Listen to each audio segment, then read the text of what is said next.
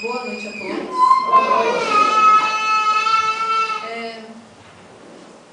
A intenção dessa noite é a gente refletir um pouco sobre as leis divinas, ou as leis naturais.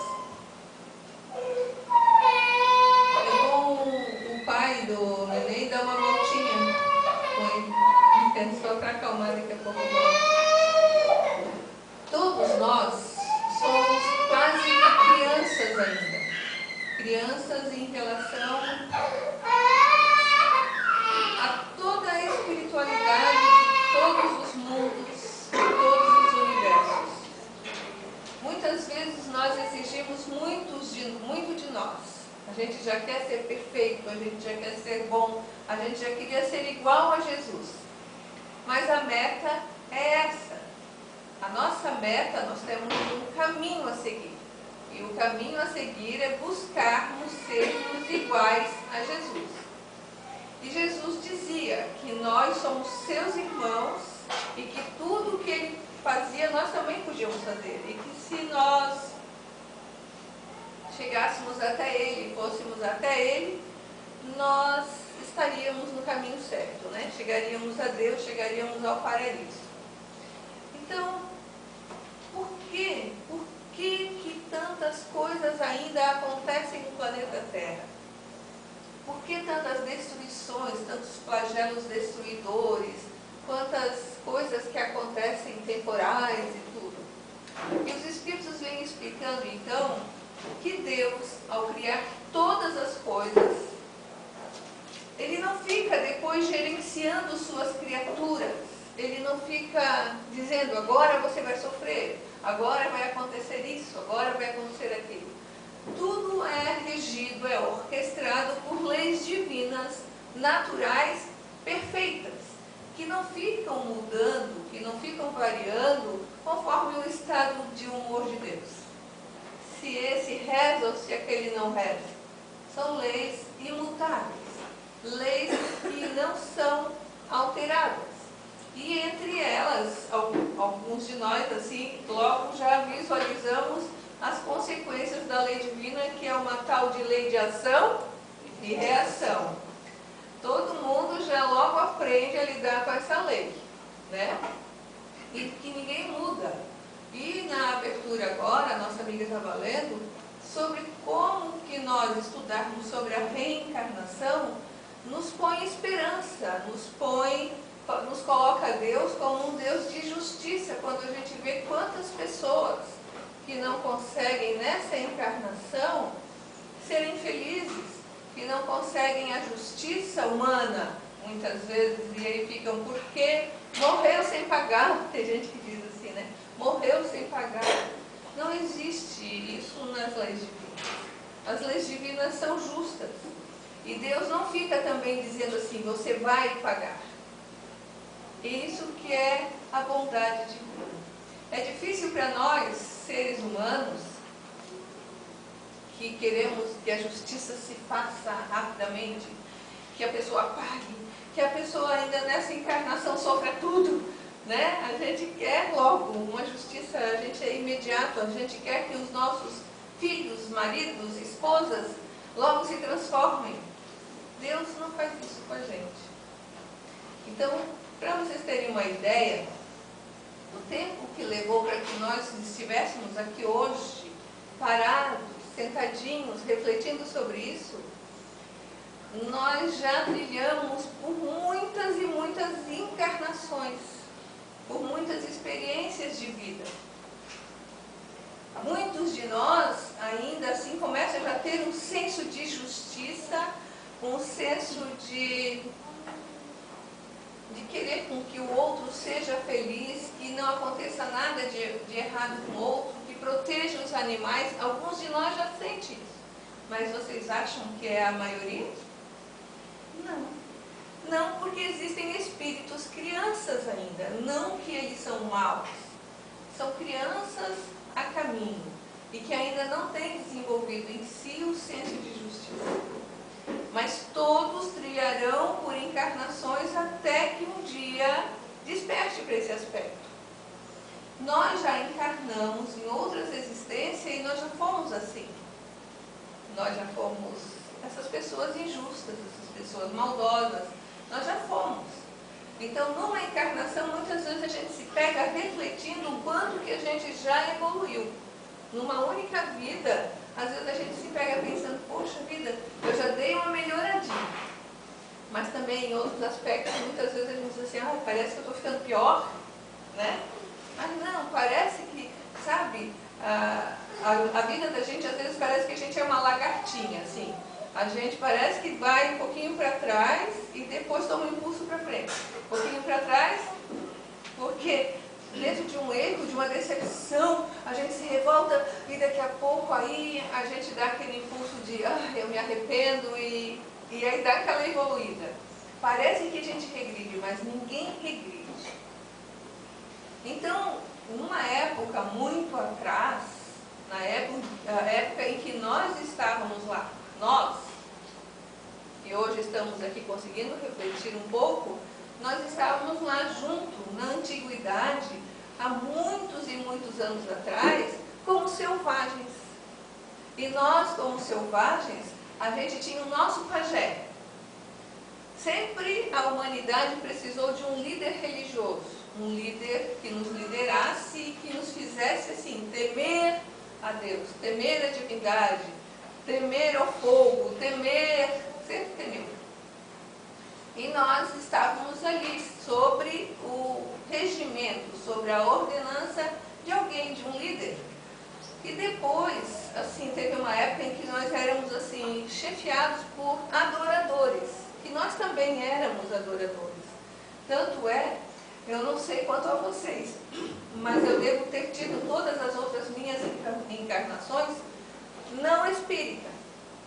Porque o espiritismo tem 160 anos. Eu não devo ter reencarnado nesse período, antes disso.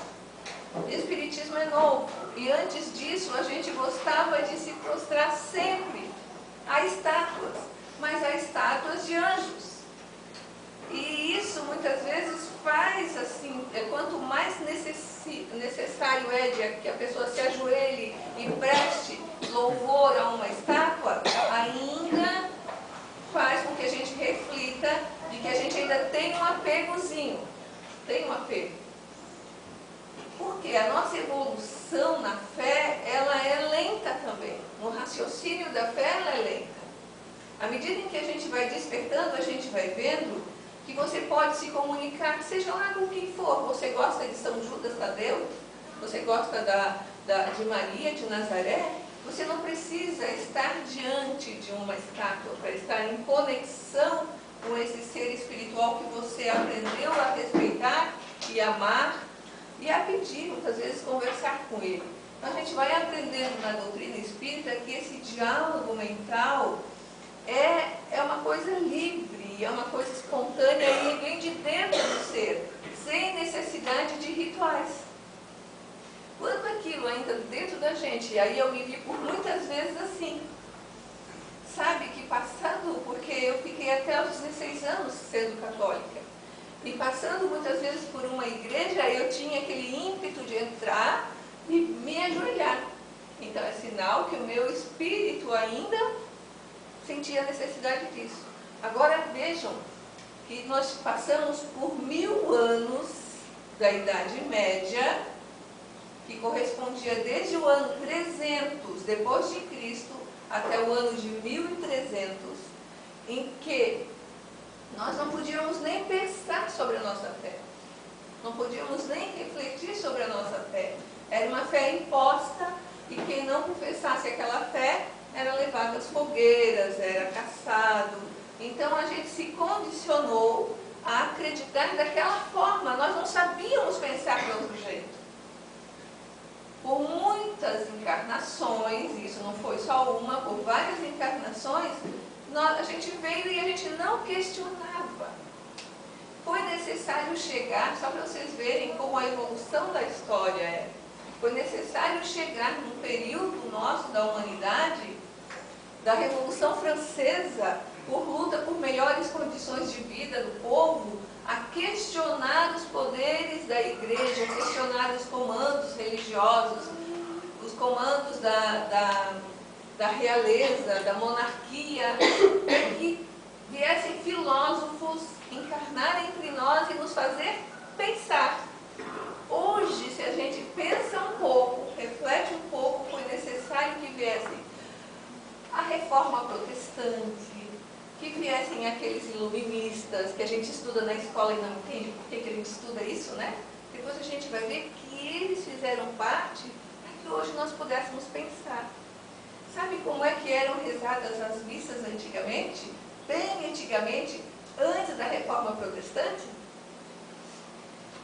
Imaginem eu falando com vocês em latim, virada assim de costas, e eu lendo fazendo toda aquela leitura em latim e vocês me escutando de costas em latim, sendo que a maioria das pessoas não entendia o que estava sendo falado, e como que nós éramos educados religiosamente naquele tempo. As igrejas eram altas, com pés direitos assim de 20, 30 metros, bem altas.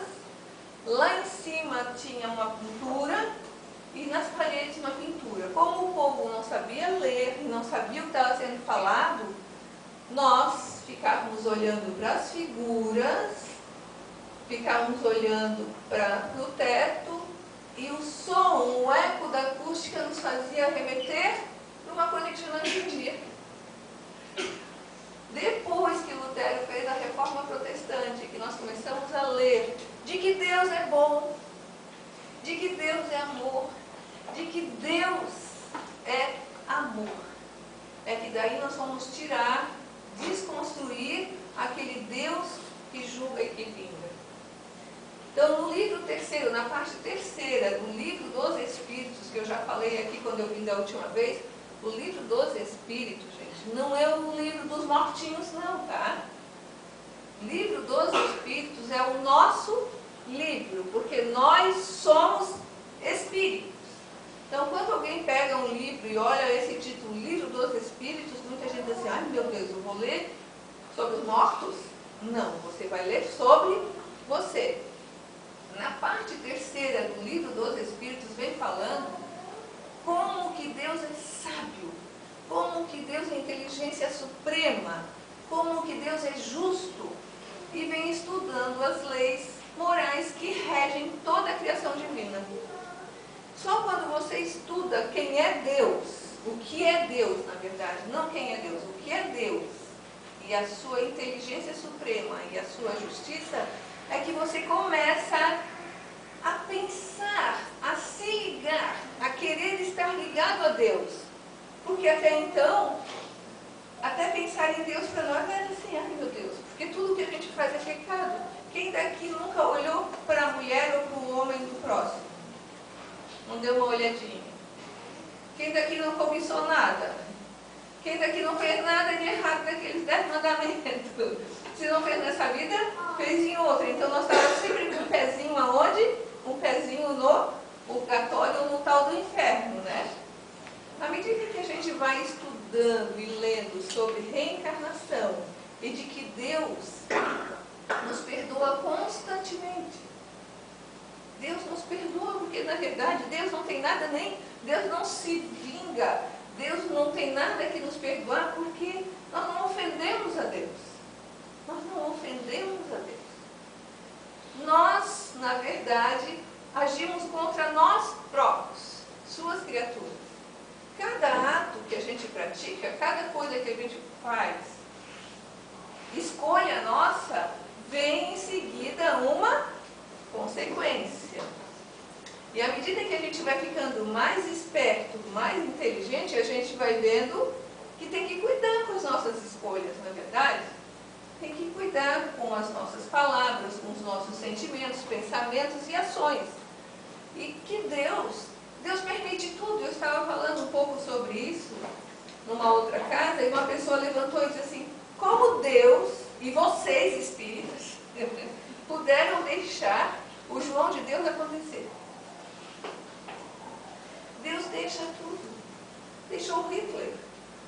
Deixou o Michael Jackson, deixou tantos artistas aí que ficam na mídia falando tantas coisas, fazendo tantas coisas. Deus deixa constantemente pedófilos. Porque Deus ele não fica ali proibindo. Agora, como as pessoas puderam deixar muitas coisas acontecer? Como que nós, ao redor, podemos fazer a diferença? Como que nós, pensadores, como que nós, agentes de mudança, podemos deixar as coisas acontecer? Porque é um cuidado constante, os Espíritos dizem constantemente, cuidado, porque nós não devemos acreditar em tudo. Nós devemos julgar, prestar mais atenção nas coisas, prestar atenção. Hoje em dia, graças à psicologia, graças à orientação educacional nas escolas, em que as professoras prestam atenção, muitas vezes, em comportamentos introvertidos em crianças, é que se começa a analisar a atitude de certos pais, de atitude de familiares, quando são detectados e quando não. Então, à medida em que a gente vai ficando mais inteligente e que a gente vai despertando, a gente vai compreendendo que nós fazemos a mudança. Somos nós. Então, existem 10 leis que os Espíritos colocam como leis morais na parte terceira do Livro dos Espíritos e mostram como Deus é inteligência suprema. Nós somos regidos, embora não queiramos, porque faz parte, embora a gente nem saiba e não tenha noção, sobre essas leis. A lei do progresso, a lei que leva tudo a evoluir. Tudo, tudo, tudo. Isso que eu estava falando para vocês sobre o iluminismo, sobre a evolução da religião, para que hoje tenhamos abertura para ter trilhões de religiões hoje. Hoje não tem só uma religião que domina tudo, não. Hoje são várias religiões. Então, essa abertura, para chegar nesse ponto, teve um progresso, teve uma evolução, que desde os tempos das tribos, depois passando por Moisés, pelos profetas Elias, que vieram e trouxeram aquela reflexão sobre um Deus único, e não sobre vários deuses, deuses vingativos, Deus dos faraós. Aí começa a criar uma reflexão num único Deus. Vejam só a evolução do pensamento religioso. E os pensamentos da gente precisam aos poucos ir evoluindo. Então Moisés criou aqueles 10 mandamentos. Foi Moisés que criou os 10 mandamentos? Não. Não. Ele recebeu no Monte Sinai uma tábua em que de repente um fogo se fez e trabalhou sobre aquela pedra os 10 mandamentos. Os Espíritos explicam então como se deu o fenômeno, que Moisés era um médium, e junto com a mediunidade de Moisés se criou a oportunidade da manifestação de espíritos superiores dirigidos sobre a ordenança de Deus e imprimirem naquela tábua os 10 mandamentos que permanecem até hoje. Então, Moisés, que naquela época já era um líder assim, de pulso firme, libertando um povo que tinha sido escravizado, mas que tinha costumes já arraigados por estarem vivendo muito tempo junto aos faraós, de adorarem os deuses.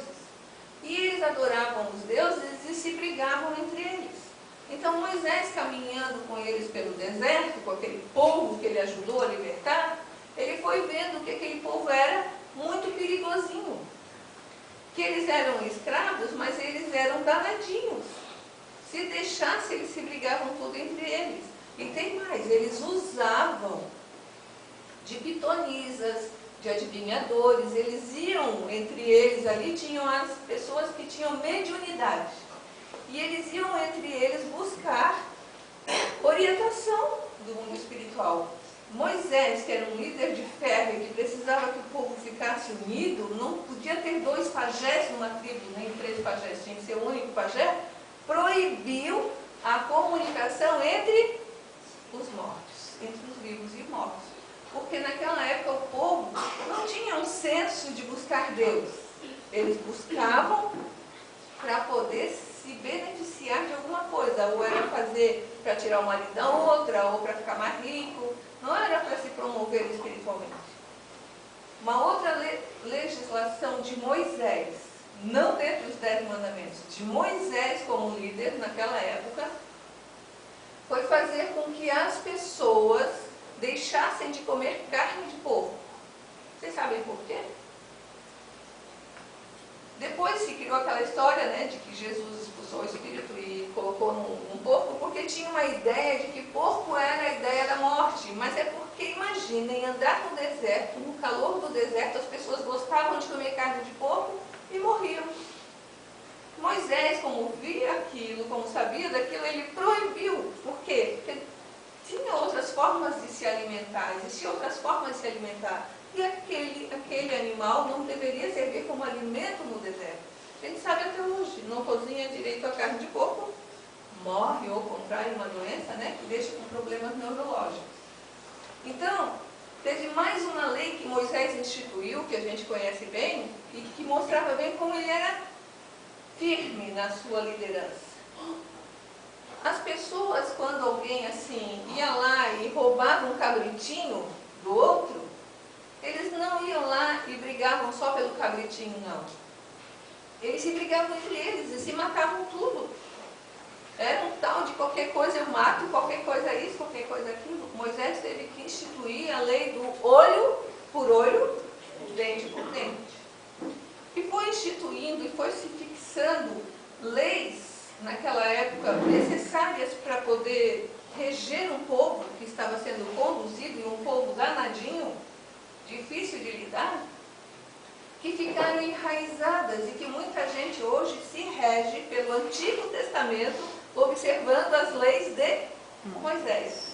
E a gente vê que coisas que já são ultrapassadas, mas que as pessoas ainda se regem sobre aquele pensamento. Pessoas que se deixam rezar, se deixam ligar, se deixam ser lideradas por um pensamento assim. Nós estudamos na doutrina espírita que são espíritos ainda afinizados por evolução espiritual com aquela forma. Não, a gente não vai chegar lá e dizer assim, acorda, isso está errado. Não, é o momento de pensar da criança espiritual que são. Moisés era líder de um povo que pensava daquela forma, e eles precisam ter líderes hoje que pensam da mesma forma. Porque se eles não tiverem um líder daquela forma, eles saem por aí fazendo coisas erradas. Que era um povo danadinho. Por isso tem que ter várias religiões com líderes, com regras, com leis que tolhem. Porque se deixar o povo livre, com pensamento de filosofar, não conseguem filosofar. Se tiverem a oportunidade de fazer o mal, vão fazer o mal. Se tiverem a oportunidade de utilizar-se erradamente da mediunidade, vão fazer. Aí tem que vir um pastor, tem que vir um líder daqueles assim, bem ferrenho assim, e que proíba mesmo. Porque diante do fenômeno não saberão como trabalhar. Então, Moisés veio um legislador rigoroso. Mas após Moisés, então, nós tivemos, 500 anos depois, a vinda, já muitas vezes predita, falada pelos profetas, de Jesus. E Jesus veio o tempo todo dizendo que não era para pagar olho por olho, dente por dente, não. Era para perdoar. Perdoar. Perdoar quantas vezes forem necessárias. Imagina Moisés falando isso 500 anos antes, na época de Moisés, para aquele povo que qualquer coisa matava. Eles não iam entender ter que perdoar alguém que traiu, ou que roubou uma cabrita, uma cabra, uma ovelha. Não. Teve que passar um período para que o povo melhorasse um pouquinho para entender sobre esse perdão. Aí veio Jesus falar de amor, de gostar de Deus, de se relacionar com Deus, de amar a Deus sobre todas as coisas e ao próximo, como a si mesmo. E aí Jesus, para poder exemplificar isso, ele andava com as pessoas. Ele fazia isso, ele amava, ele perdoava, perdoou os apóstolos, ele sabia por antecedência quem o iria trair, ele sabia o que ia acontecer. E Jesus fazia o bem indistintamente, então ele veio exemplificar o tempo todo já o perdão. Mas tinha coisas que ele não podia falar. Ele falava nas entrelinhas, ele não podia falar sobre reencarnação. Ele não podia falar sobre que a gente volta várias vezes e que existem muitos mundos habitados por aí, que não é só na Terra que tem vida. Vejam bem, quando Galileu disse que nós começaram a estudar de que existem vários planetas e que o Sol, nós giramos ao redor do Sol, o que aconteceu com ele? Isso quanto tempo depois de Jesus? Se Jesus viesse naquela época falar que eram muitos os mundos habitados, que a Terra é só um dos planetas. Imagina ele falando para aqueles imperadores romanos de que para que tanta cobiça, tanto ouro, tantos escravos que eles colocavam lá sobre seus regimentos, se aquilo era passageiro. Jesus dizia que não ia sobrar pedra sobre pedra. Ainda ontem eu estava vendo um documentário, 20 metros abaixo da região foi descoberto o mausoléu do Alexandre o Grande. 20 metros soterrados. Soterrados por quê? Por vulcões, por terremotos, por novas civilizações. Aquele povo daquela época, se Jesus falasse sobre a lei da destruição dessa forma, não iam entender. Hoje, graças à arqueologia, das camadas de terra que vem soterrando, e a gente vai vendo quantas etapas da geologia que a gente vê, de camadas de terra que vem mudando continentes. E ainda tem pessoas que ousam ficar de nariz empinado porque tem uma casa melhor, mais bonita que a outra, porque é rei, porque é imperador. Tudo passageiro, tudo momentâneo, porque o que vale é a bondade, é o bem, é a caridade. Então essa lei de destruição que a gente vê, em que as pessoas são mortas, muitas vezes, em catástrofes, que se reúnem por situações vibracionais. Se não era para a pessoa passar por aquela experiência, não estaria lá. Estão dentro das leis divinas. Não é Deus se vingando. Nós sendo atraídos por aquilo que nós realizamos em outra existência, aquilo que nós precisamos passar. Então, quando a gente vê situações difíceis, nós não imaginamos a experiência passada em outras vidas.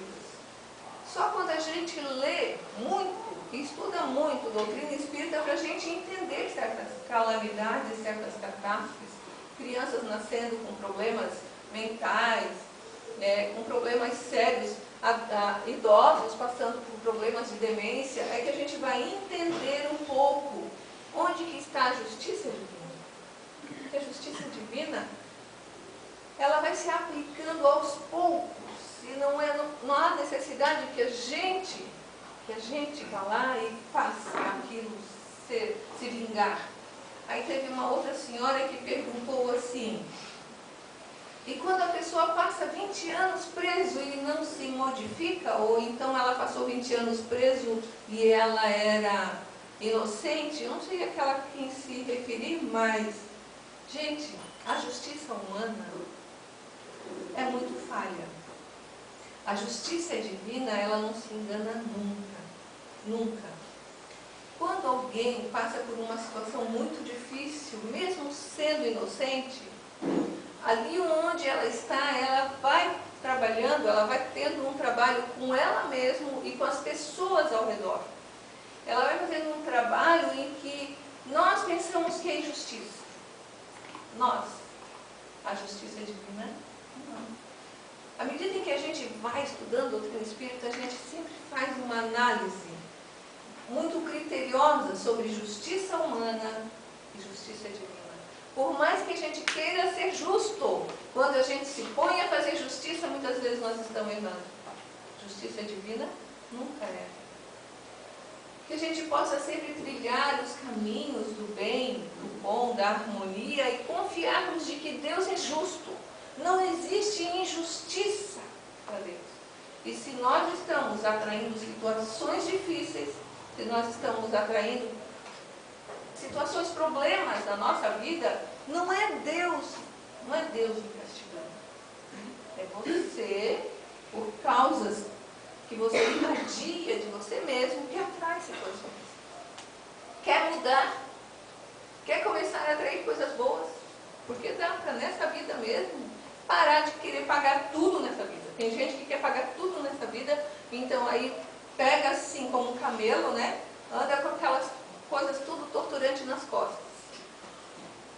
A gente pode mudar completamente uma visão de sofrimento kármico numa existência.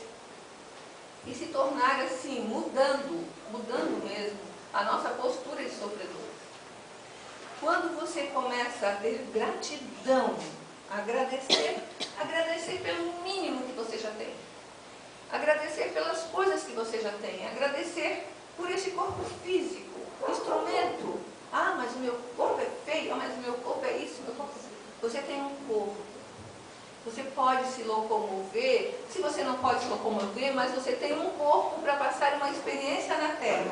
Agradeça que tem unha. Alguém aqui já cortou a unha além da raiz? Alguém aqui já ficou sem a unha? Ai, gente, eu pinto as unhas assim, né? A mulher pinta a unha para ficar exibida, né? Mas acontece que a unha protege as extremidades das nossas artérias, que são super sensíveis, porque com a ponta dos dedos eu consigo sentir cada coisinha, cada veinho da madeira, cada veinho das coisas, com as mãos eu posso sentir tantas coisinhas, que dedos maravilhosos que eu tenho. A gente só se dá conta de agradecer o dedo quando fica com eles imobilizados. Ah, ter gratidão, vai tendo gratidão, sabe o que vai acontecer com pequenos atos de gratidão? Nós somos energia, nós somos luz, somos espíritos. Quando você começa a ter gratidão por pequenas coisas, você vai exalando de você gratidão. E aquela causa kármica que era para você atrair, não lhe acha. Perde o endereço de você. E você fica mais sensível para perceber mais outras coisas para agradecer. Porque o primeiro gesto de agradecimento do dia, as pequenas coisas, tornam a gente mais sensíveis para ver outras coisas. E tem tanta coisa para agradecer, tantas coisas. E aí você vai ficando mais sensível, mais inteligente, porque daí o nosso anjo de guarda, o nosso espírito protetor, que Deus, na sua justiça e bondade, não nos desampara nunca. E nós temos sim, junto de nós, o nosso espírito protetor. Tem na parte que antecede o capítulo das preces, no Evangelho segundo a doutrina espírita, toda uma parte que fala sobre os nossos espíritos protetores. E quanto que eles estão o tempo todo ali querendo nos auxiliar, nos intuir a termos boas ideias. Basta um pensamento no bem, basta uma atitude no bem para nos conectarmos a Ele. Quer se afastar do espírito protetor?